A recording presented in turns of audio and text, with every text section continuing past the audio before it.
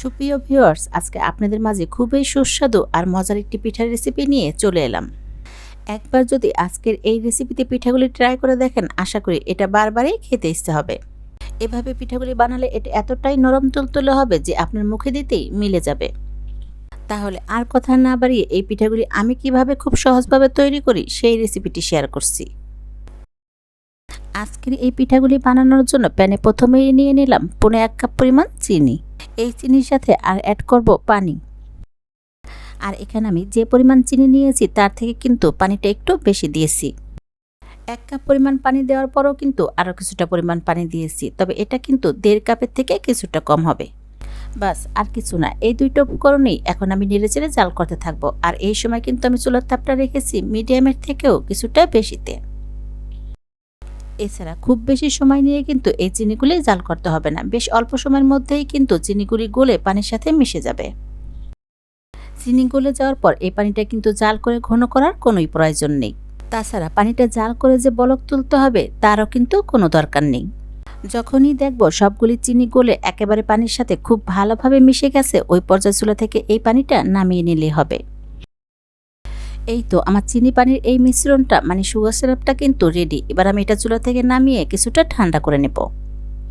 আর এভাবে এই কাজটা করে নিতে কিন্তু খুব বেশি সময় লাগে না, 1.5 থেকে 2 মিনিট সময়ই কিন্তু যথেষ্ট।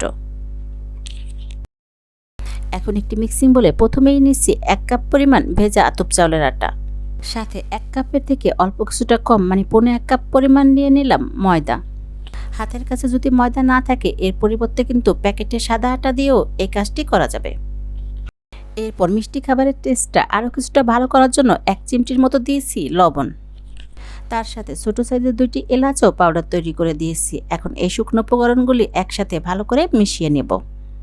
এভাবে একটু মিশিয়ে নেওয়ার কারণে যখন সুগার সিরাপটা দেওয়া হবে তখন কিন্তু এর ভিতরে দলা দলা ভাব হয়ে থাকবে না।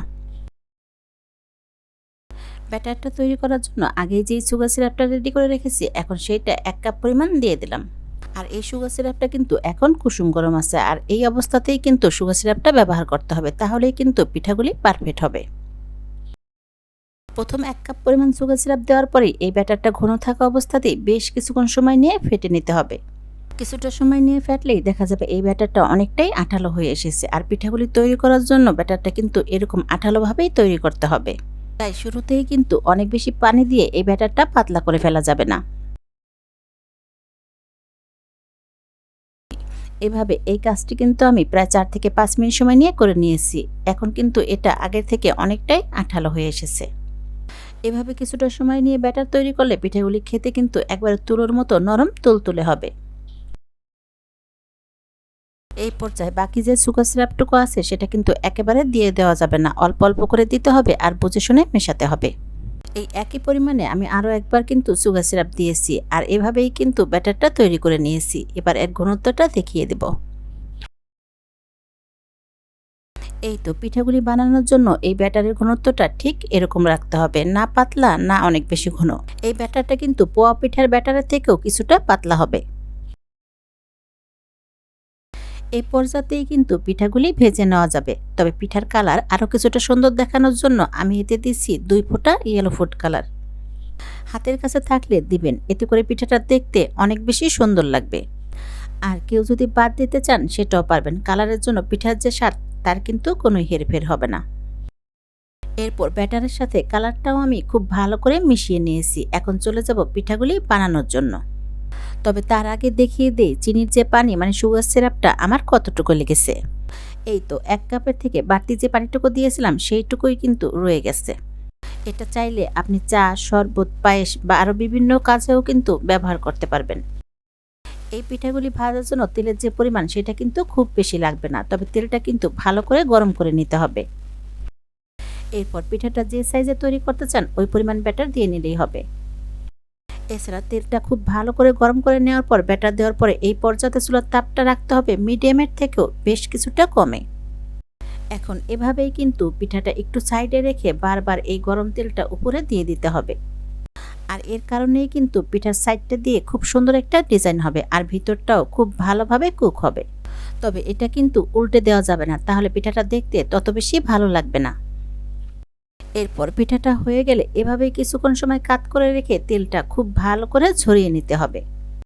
আর এভাবে যারা পিঠা তৈরি করে খেয়েছেন তারা তো জানেন এর স্বাদ কতটা, আর যারা এখনো খাননি তারা একবার হলো ট্রাই করে দেখতে পারেন, আশা করি অনেক বেশি ভালো লাগবে। এই পিঠাগুলি বানাতেও কিন্তু খুব বেশি সময় লাগে না, অল্প উপকরণে অল্প সময়ের মধ্যেই কিন্তু বানাতে পারবেন, তাই একবার হলো ট্রাই করে দেখেন, খেতে কিন্তু এর স্বাদ অসাধারণ হয়। তাছাড়া এই পিঠাগুলি ভাজতেও কিন্তু পোয়া পিঠার মতো ডুবো তেলের দরকার হবে না, এভাবে অল্প তেলেই কিন্তু এগুলি ভাজতে হবে। পিঠাগুলি বানিয়ে আপনি চাইলে কিন্তু 4 থেকে 5 দিন রুম টেম্পারেচারে রেখেই খেতে পারবেন। কয়েকদিন পরেও কিন্তু এই পিঠাগুলি একেবারে প্রথম দিনের মতোই নরম তুলতুলে থাকবে।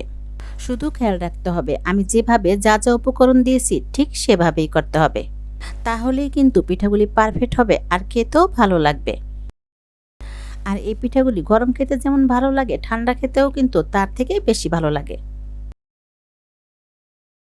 এই তো একইভাবে কিন্তু আমি পরপর 2টা পিঠাই আপনাদেরকে বানিয়ে দেখালাম, আশা করি পিঠার রেসিপিটি আপনাদের কাছে ভালো লাগবে। এরপর বাকি মালপোয়া পিঠাগুলি আমি ঠিক এই একইভাবে তৈরি করে নিয়েছি। সেই সাথে এতক্ষণ ধরে পিঠার এই রেসিপিটি জুড়ে সাথে থাকার জন্য সবাইকে অনেক বেশি ধন্যবাদ।